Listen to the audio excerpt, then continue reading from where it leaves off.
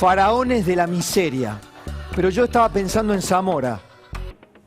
Bueno, ahora tengo que pensar o agregarlo al Olimpo de los inescrupulosos, de los amorales,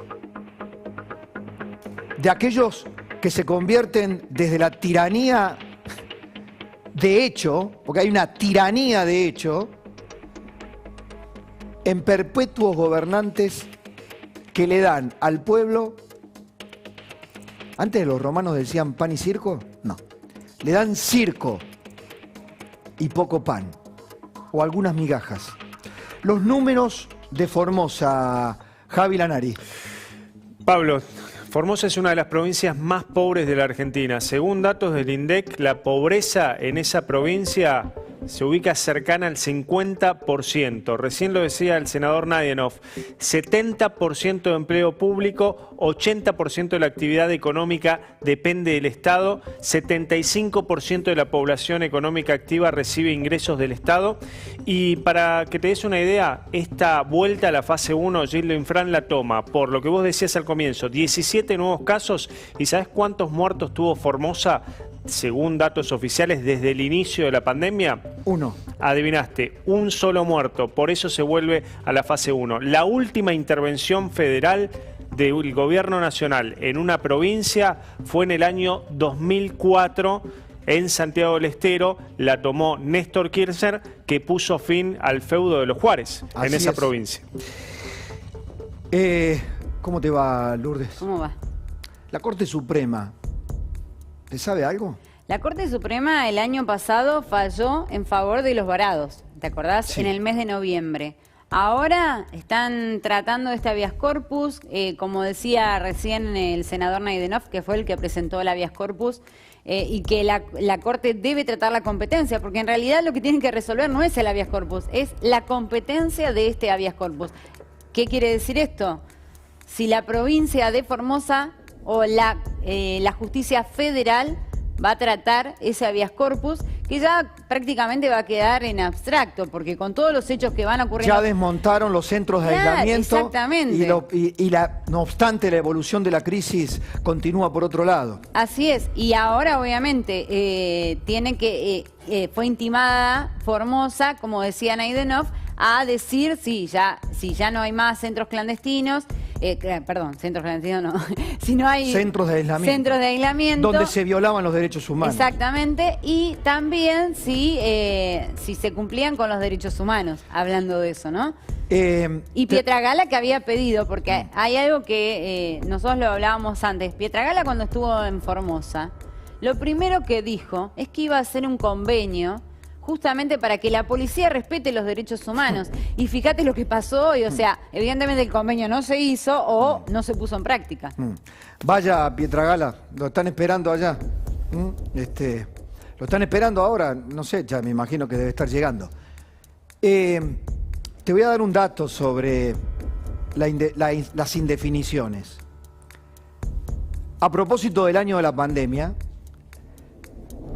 otra provincia se erigió prácticamente en un territorio feudal, medieval, San Luis. Tuvo su conflicto con verdaderos terraplenes armados por máquinas, ¿te acordás, Javi? Sí, claro. Impidieron el paso por la Ruta 8. En julio se presentó un recurso de amparo, el patrocinante fue el doctor Antonio María Hernández, representando a la Sociedad Rural de Río Cuarto.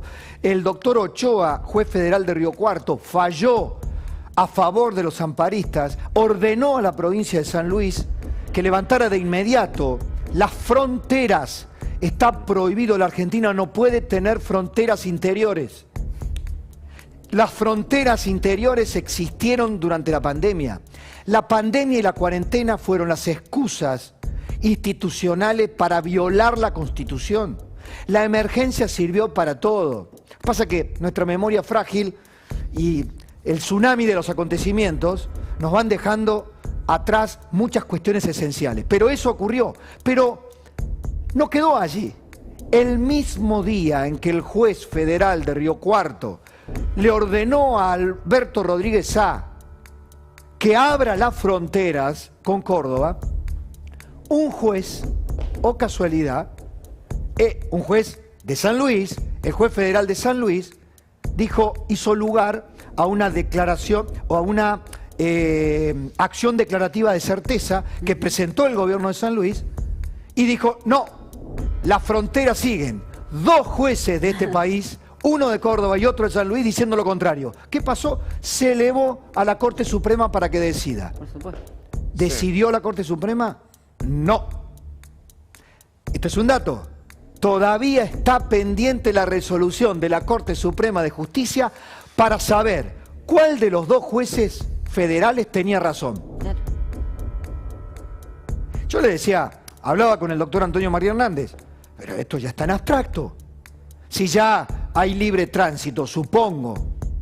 Bueno, de esto se trata tener un país sin justicia.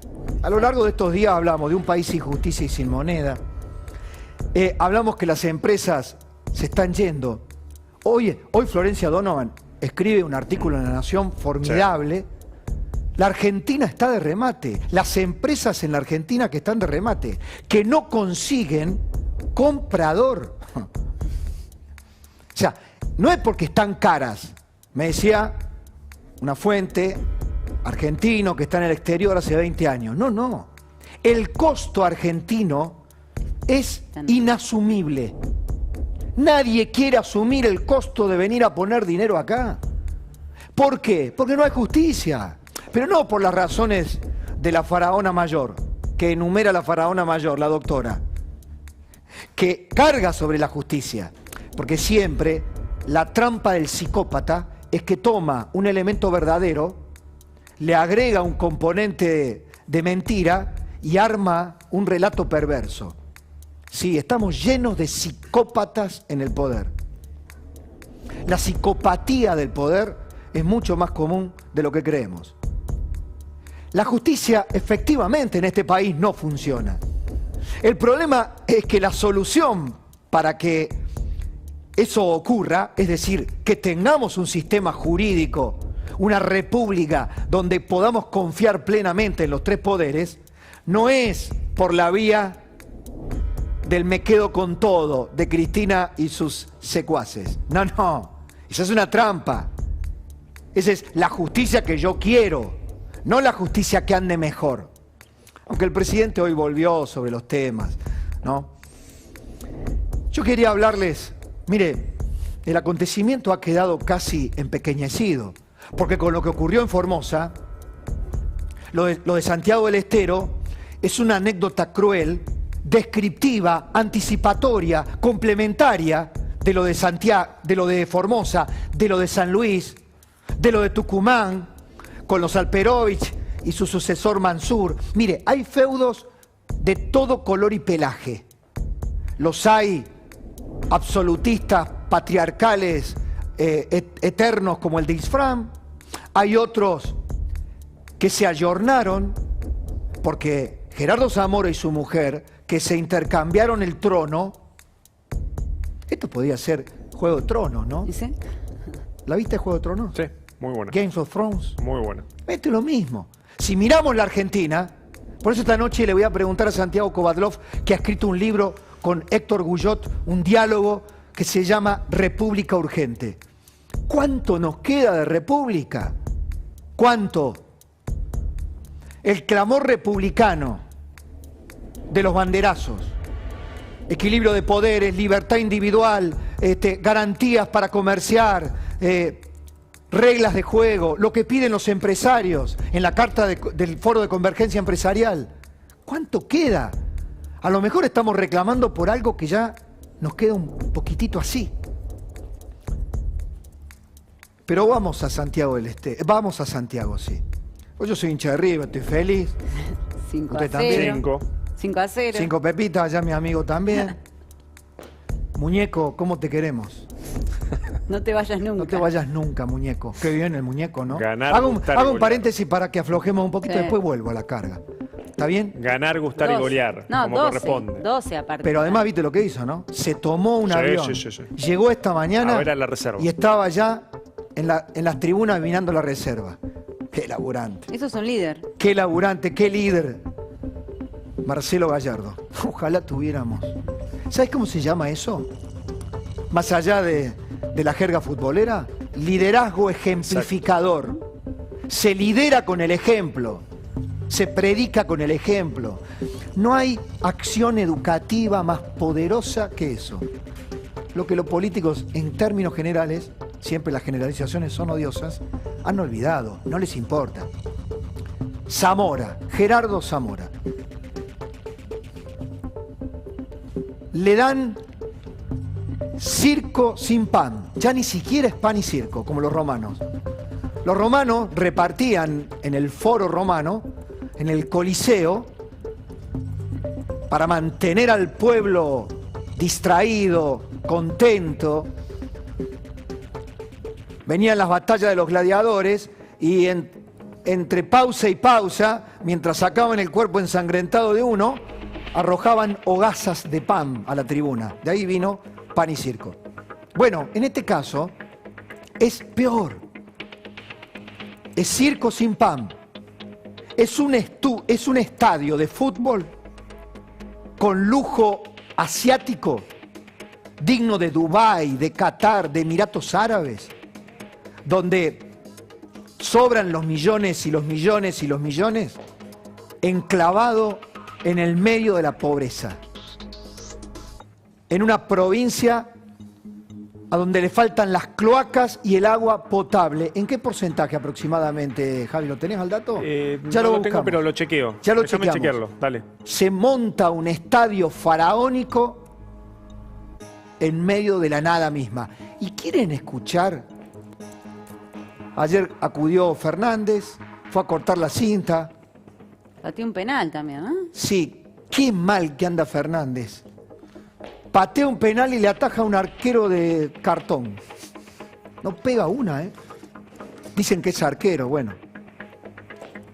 Lo vemos al presidente, le preguntan, ¿y qué tiene? ¿De qué se sorprenden? ¿Cuál es el problema?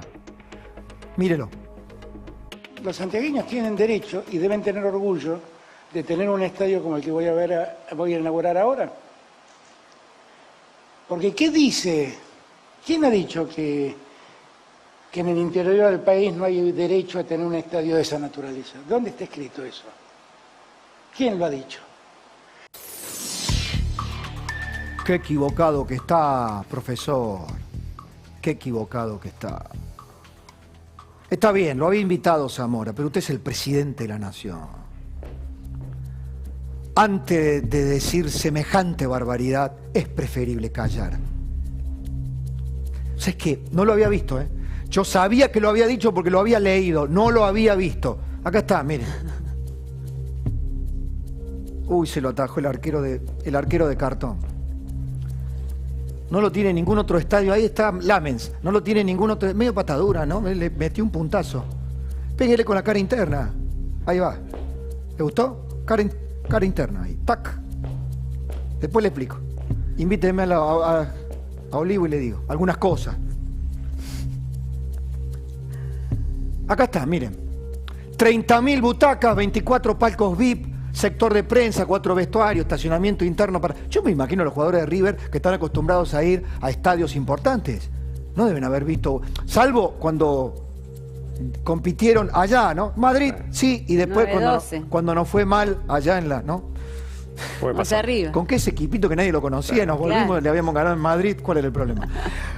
2.000 más en estacionamientos externos. ¿Sabes qué me hizo acordar esto, hablando ya en serio nuevamente? Porque Faraones de la Miseria tiene mucho que ver con la quintesencia populista. Es una subestimación del ciudadano a su grado máximo. Yo digo, ¿cómo este tipo, 80% no tienen, el 80% no tiene cloacas en Santiago del Estero? El 80% no tiene cloacas en Santiago del Estero y lógicamente no hay gas natural. ¿Escuchó? Poneme de nuevo, por favor, poneme de nuevo al presidente. Poneme de nuevo. Es el presidente de la nación. El que se llena la boca con su socia, que llora y hace mohines por los jubilados, a los que no puede aumentarles 800 millones estaba presupuestado ese estadio, terminó costando 1.500 millones. Escúchelo, Alberto Fernández justificando el faraónico chiche, el faraónico juguete del faraón Zamora de Santiago del Estero.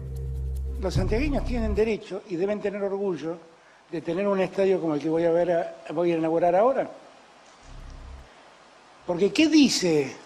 ¿Quién ha dicho que en el interior del país no hay derecho a tener un estadio de esa naturaleza? ¿Dónde está escrito eso? ¿Quién lo ha dicho?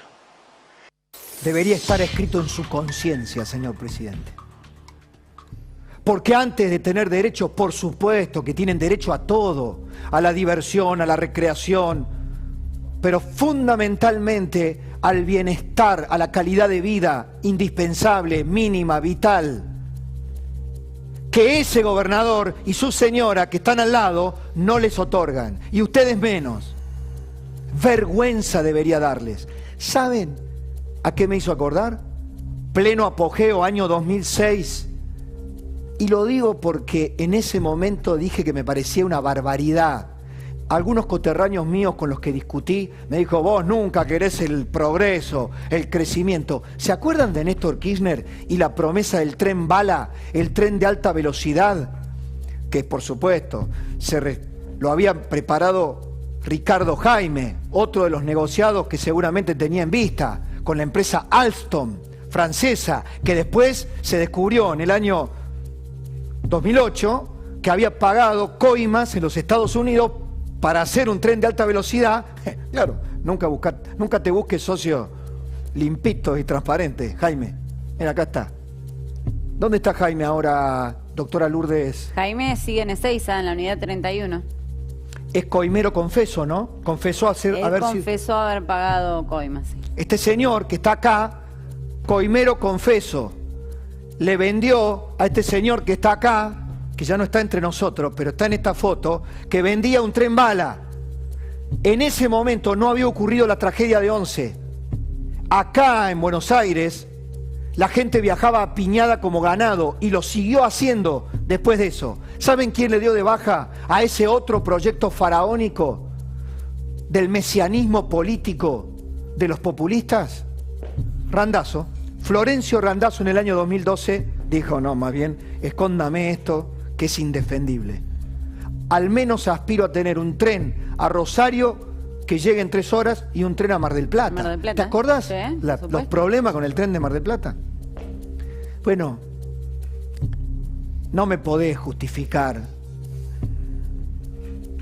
Reitero, solo un país como este, inequitativo, irracional, salvaje, donde un político y un presidente y un gobernador pueden decir lo que quieran, pueden ser tan... Cálmate, iba a decir, pero ahí, me frené en el borde, vos sabés. El populismo, ¿saben por qué tiene éxito? Porque descuenta que del otro lado el ciudadano se dio por vencido. Que el pobre es un pobre estratificado, condenado. Que la pobreza en la Argentina, el negocio de la pobreza, que es el negocio del populista, ya está y se ha quedado para siempre. Traficar pobreza es asegurarse votos. Ese es el negocio de los Infram, de los Zamora, de los Kirchner y también de Fernández. Traficar pobreza.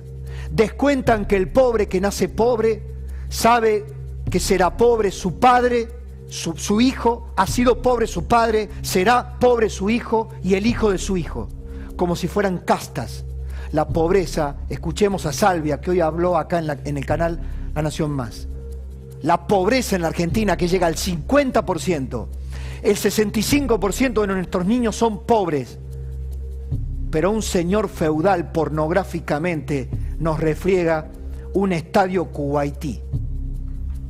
No tienen vergüenza, no tienen moral. Tiene razón Lilita, esto te tiene que producir asco moral. faraones de la miseria. Yo lo veía al presidente con los principales empresarios. ¿Qué estarán pensando cuando lo escuchan hablar? Ahora se dio cuenta, ahora me doy cuenta dónde meter a la gente de la economía popular. Están persiguiendo empresas, se les están metiendo otra vez en los balances, los están obligando a bajar precios, a congelar precios, a producir a tope.